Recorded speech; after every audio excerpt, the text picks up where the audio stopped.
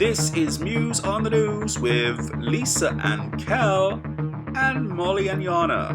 Remembering that it's good to talk about what's on the news, so let's talk about what's trending, what's shocking, what's worth talking about, remembering that you are not alone. If you need to talk to somebody, simply text TALK to 88440. Text to charge at your standard rate. Now, without further ado, let's Muse on the news. Hello and welcome to a new edition to Not Alone with Pride in Surrey, and this is called Muse on the News. And as you can tell, it is us having a little look at some of our chosen stories from the news over the past week and sharing our thoughts on them. Hello to everybody. I'm Lisa. I'm Kel. I'm Jana. I'm Molly. Molly, you usually see us cooking, so this is a bit of a change for us. So you'll have to bear with us because it's a new format, and I haven't given the girls any script, so we're winging it. So awesome. Best way. So what's happened is we've each chosen our story. I think I'm going to kick things off this evening. The story about Pogues and Fairy Tale of New York. And it seems that for the last few Christmases, we have entered into massive debate about the lyrics of this song. And obviously it contains a word which is now considered to be a slur against the LGBTQ community. I've my own opinions about it, but maybe I'll ask you girls what you think to start off. Yeah. Oh, so this has been in and out of the news, hasn't it, since the song was created? Yeah. We just discussed it before we'd done this, but yeah, to be honest, I wasn't even aware of the song. I'm not really in on this, but I'm trying to educate myself. And after talking to Molly, like, I don't see anything wrong with it. It's difficult, isn't it? Because I mean, I've always sung it the way it was sung, and I never took it as a slur. I took it as the way that they intended it when they sang. But equally, I've never had that word used against me. So I suppose in that context. But I'm all for reclaiming language rather than using it to affect the way that life's going to carry on. Why not take it back and empower ourselves with it? Absolutely, I agree. It's about reclaiming the words, and I've known that song since I was a kid. It was a family favourite of ours, and we've all sung the true lyrics. It's always been broadcast with the true lyrics all through my lifetime, and certainly a lot of the gay men I know don't have a problem with the lyrics and enjoy the song in its original format. But I don't know why is this an issue every single year, and it seems to get put to bed for 11 months and then raises its head at the beginning of December every year and causes controversy. I don't know. I've got real emotional attachment to this song. I grew up with this song, and it was my mum's favourite song, and she's passed away now. So every year when we have to first listen to it, both of us end up crying, don't we? Every so year. Your dad's favourite song too. Yeah, so we both cry on our first listen of the year. And I can remember her really singing that line with gusto. It was almost like she was like singing it to my own dad. It was sung with such passion. But yeah, I don't know. It's an interesting one. It'd be really interesting to know what the younger LGBTQ community feel about it. But you know, and interestingly, Shane MacGowan from the Pogues, he's sort of come out and said, yeah, whatever, do whatever you want. He's not precious about the lyric at all. And it's a great attitude to have, really. Yeah, and I think it really demonstrates their willingness to move with the times and accept that actually it is used in a derogatory way, and perhaps depending on who's listening, perhaps the alternative version needs to be aired instead. So yeah, healthy attitude from Shane and the rest of the Pogues. Well, he's always said that it was never intended to cause offence.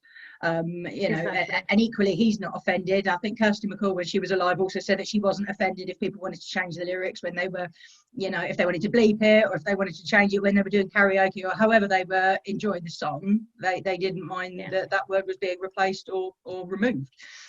So times change, don't they? And if it is going to cause outcry and it is going to upset people, then it's fair enough. But I do question why it does come up every December or every November, and then it kind of goes quiet again for another 11 months. You feel like, why is it not kind of being sorted out? This seems to be the first year, though, that BBC have said that they're going to play an edited version. They do just play the standard version most years, don't they? Or they do. I'm not entirely sure, but this seems to have been the first year they've taken a firm stance on it and announced what that stance was before they've even started playing the Christmas songs. Yeah. Well, I'm still going to sing it in the shower in its original version. So. Me too. I just feel really bad I don't know this song. Do you know what it is? It's because you're from Slovakia and it clearly wasn't a hit there. So we'll have to convert you to it. We were more into singing kind of Slovakian folk music. So yeah, this wasn't really on our list. But yeah. Any homophobic slurs in Slovakian folk music at all? Or? You know what? No, not at all. And to be honest, when you're a foreigner and you listen to English songs, I can sing them. I can sing the words, but actually a lot of the times the words don't even register. It's a strange thing, and I'm sure I'm not the only one. So I'm going to have to pay more attention to every song I listen to now. In the meanwhile, familiarise yourself with Fairy Tale of New York. It's brilliant. You're going to hear it a lot now this Christmas. Yeah. You girls, you know my feeling about Christmas, but I'm working on it. I don't want to be. You can't avoid the radio though, Jana. You can't avoid Christmas songs. Me and Molly were listening to Christmas songs the other day. I listened to LBC songs. Yeah, we were a bit premature, weren't we, Molly, with our Christmas song indulgence on Friday or whatever day it was.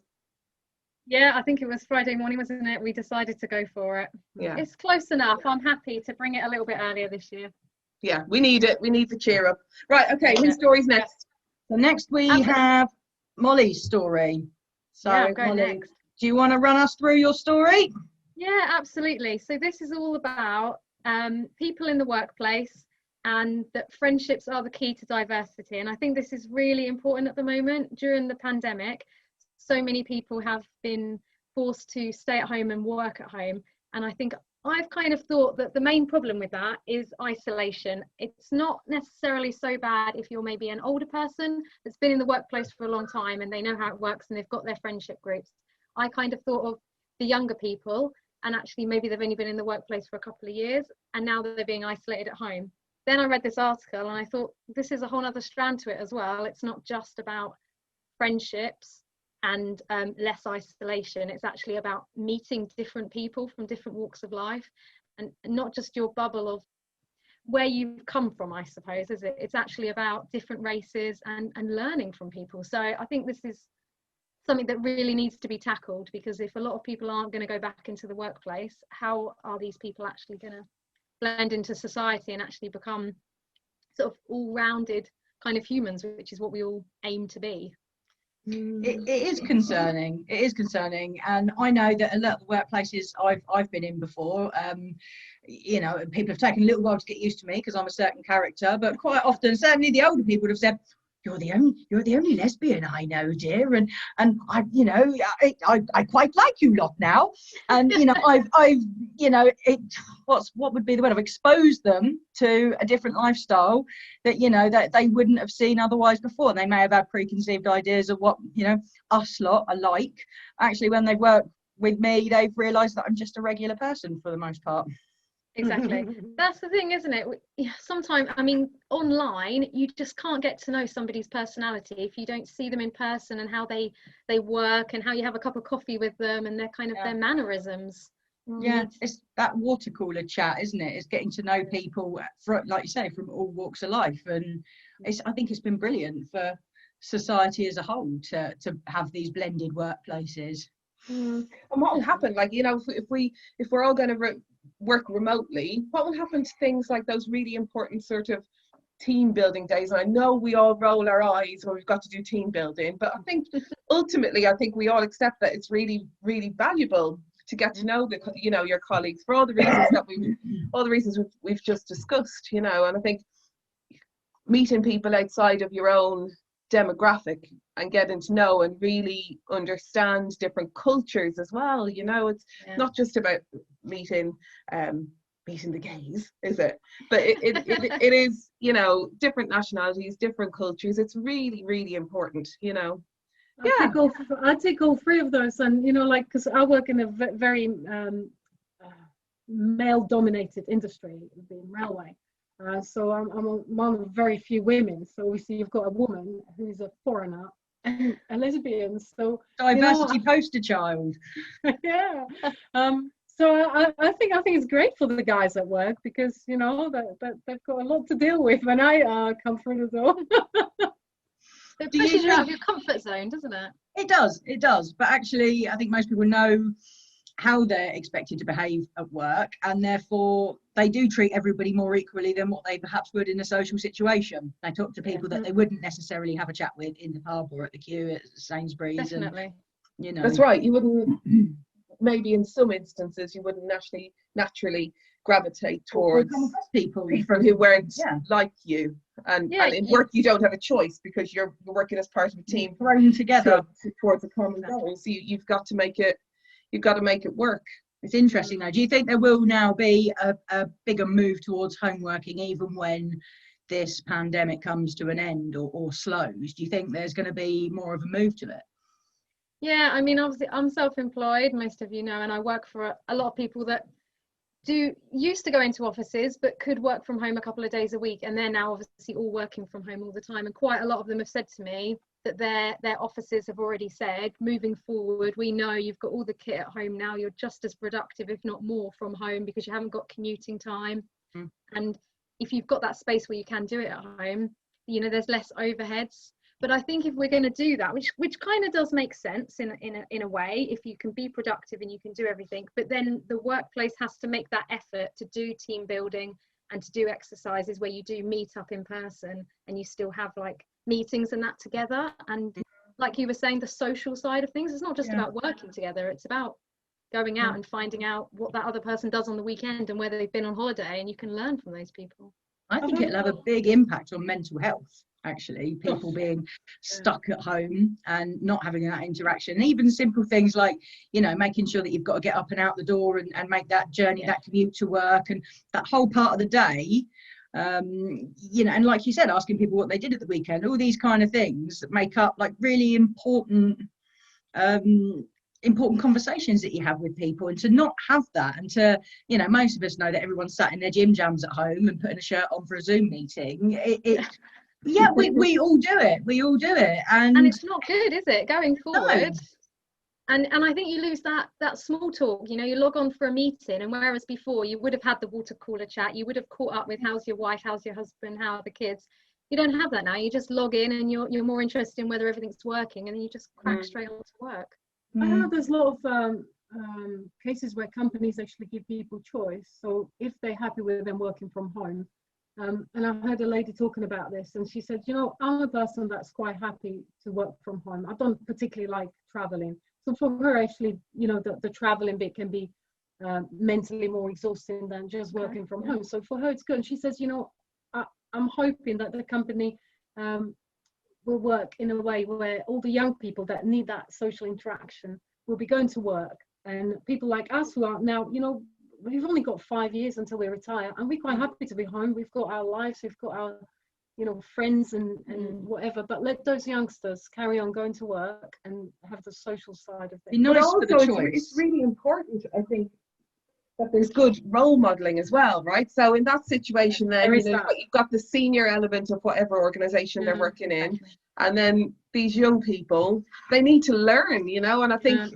maybe it's as I'm getting older, I've realised that actually we do learn a lot from the people who've gone before us. I think when you're young, you think you know it all, don't you? And I can remember thinking when I was in my 20s that 40 was ancient, and now I'm 40 something, and you know, I still think that I've got a lot to give, but it's interesting. It's also worth noting that it's only going to work for people if they have a happy home life, you know. And a lot of people don't enjoy being at home. A lot of people don't have supportive networks and supportive families, and a lot of people are in, you know, relationships which aren't so great, or they've got the kids at home learning, and the kids are a pain in the bum, and, you know, for whatever reason, a lot of people are going to feel trapped by sitting at home in front of a laptop. So, you know, I think there needs to be an element of choice, but I think you're quite right, and to keep costs down and to drive costs down, companies that trust their employees are going to encourage more home working. There's always going to be the bosses that think that everyone's just at home with their slippers on watching Paw Patrol, but you know, I think for the employers that trust their staff to actually do their jobs, I think it is going to continue now for the foreseeable. Such a complex one, isn't it? Because I was just thinking, sorry, just quickly, like it's not just about your routine as well, it's about exercise and that. And actually, if you work in an office, your exercise might only be going to work, whereas actually if you're not going to work, are you just gonna stay in the house all day?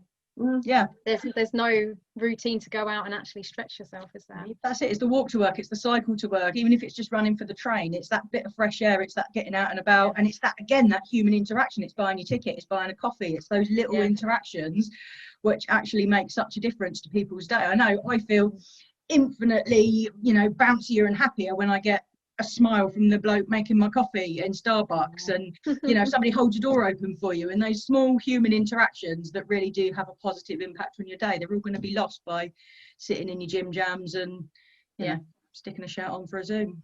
Sad times. Very sad. It's going to get better. It'll get better. Yeah, definitely. It has to. Okay, so now we're going to move on to probably the biggest news story of this week. This is the Priti Patel scandal. Boris Johnson's refusal to sack Priti Patel, even though she was found to have been a bully. And this has also led to the resignation of Alex Allen, who's the Prime Minister's ethics advisor, as Boris Johnson has absolutely refused to follow his advice. What do we think about that? Well, I mean, if an investigation takes place and the findings are that somebody is guilty of whatever it is, surely there's got to be some kind of repercussions from that. I mean, unless you're saying that actually the investigation isn't true, wasn't done properly, then surely her role is untenable now. It's not like it was one person that felt that she was being a bit of a bully. This is several people across many departments who have made complaints about her. And an independent inquiry has found her guilty of bullying, and yet that can be completely ignored and swept aside and pushed under the carpet because it doesn't suit Boris Johnson. There's actually been news reports that he tried to influence the inquiry and soften it so he wouldn't come in as much flack for ignoring the inquiry. It just makes you wonder, who's going to hold our MPs accountable? They can behave with impunity and they can behave like that. And you've got to remember, it's many sort of junior colleagues that she's actually bullied. People that allegedly bullied. People that have probably got a really bright future in their career paths who now feel that maybe that isn't the career for them if they're not going to be protected. Tricky, isn't it? Has anybody experienced bullying in the workplace themselves? Are we too gobby? We wouldn't settle for it. I think it's carry on. It's more of unconscious bias maybe that I've experienced rather than bullying. Bullying, I'm not the kind of person that would take bullying, but I'm trying to think if I've actually seen someone bullying someone. But I certainly don't feel like I've ever been bullied. It's horrific.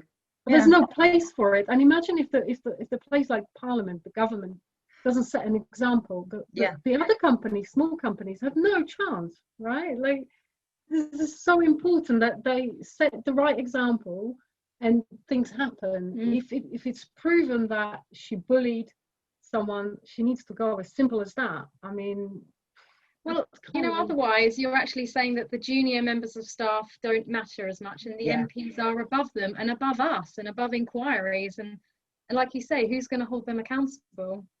It needs to happen. They're our representatives at the end of the day. These people are supposed to represent us, and it wouldn't be tolerated in any workplace for us to behave in such a way. All companies now have anti-bullying policies. They all have whistleblowing procedures. They all have things in place to make sure that people don't have to suffer this in the workplace. And then we go right to the very top of society, and the people that are supposed to be running this country and setting the example, and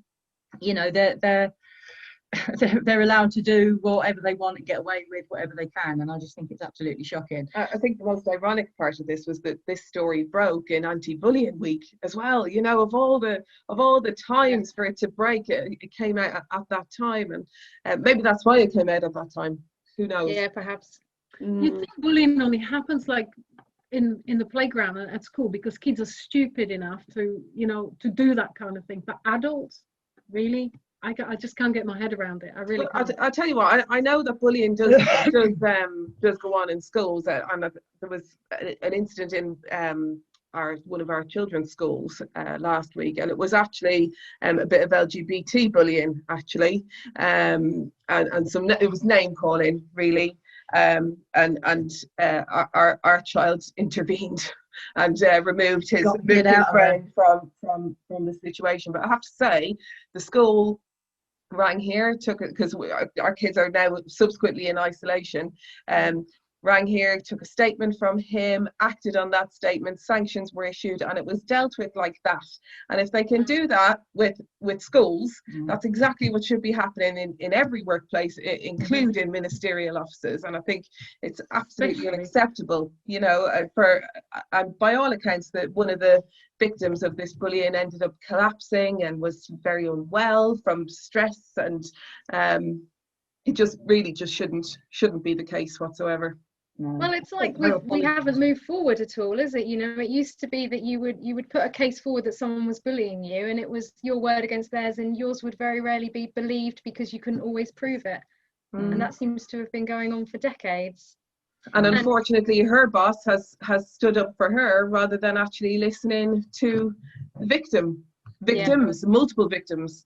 And it seems like over a length of time as well.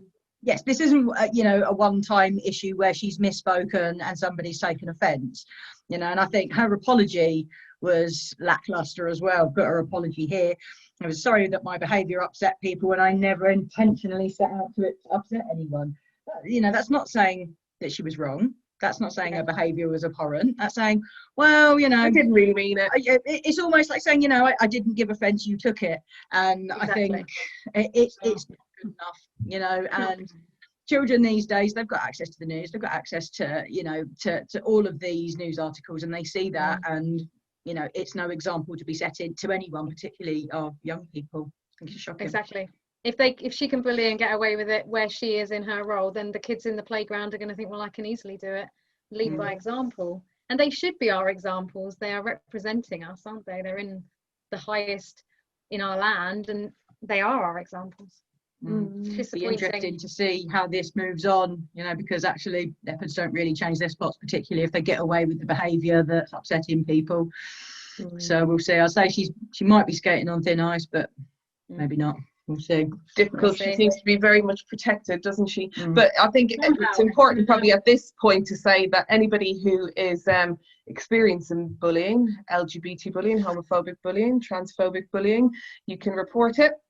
Please do so. You can use our Stop Hate campaign. Do you have the number for that, girls, or how do they do that? Oh, that's a good question. I'm going to say search prideinsurrey.org, and all the information will be on our website. Stop Hate. And you can text talk to what number, girls? 88440. Excellent. Brilliant. Okay, so yes, please do. If you are experiencing anything similar to that, please get in touch with us, and we can signpost you to the relevant places for support. Okay. The next story is yours, Jana. Oh yeah, so let's finish on a sort of nice and light bit of news. I because I work on the railway, this one really caught my eye, and it happened in Rotterdam, and it was a whale sculpture that stopped a train crashing into water, and I thought it was amazing. I think Kelly's putting some pictures up there, but yeah, this train overran. Look at that. Overran the stop blocks at a station outside Rotterdam, and has been left balancing 10 meters above ground on the plastic tail of a whale sculpture. Isn't that amazing? Incredible, isn't it? So let's talk about the mechanics of this. What would have happened there, Jana? Like, how could that possibly have happened? Well, I really don't know, and I would like to say, because I imagine actually in Rotterdam, or in what's that, Dutchland, as I call it, in Netherlands, they probably have something similar. We've got a rail accident investigation branch that investigates these kind of incidents in UK. I believe they've got something equivalent. They're international, aren't they? Every country has one. Yeah. Right. Okay. Yeah. So obviously they'll be looking into that, because it could be many of reasons why that happened, and it could be human factor. It could be the driver, but it could be the technicians that didn't do something right. But generally what happens as the trains come into the end of the station, you've got all the right equipment in the track that will make sure that the train stops, and if it doesn't, there's like a belt and braces thing in the track that will read.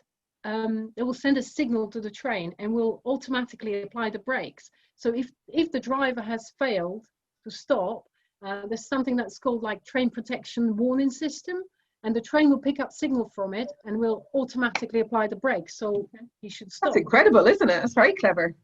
It is very clever. It's built-in redundancy, so to allow for driver error, to allow for track error, to allow for train error. So what the Dutch have actually done is just stuck a massive great big whale there as a third fail-safe, just in case technology fails.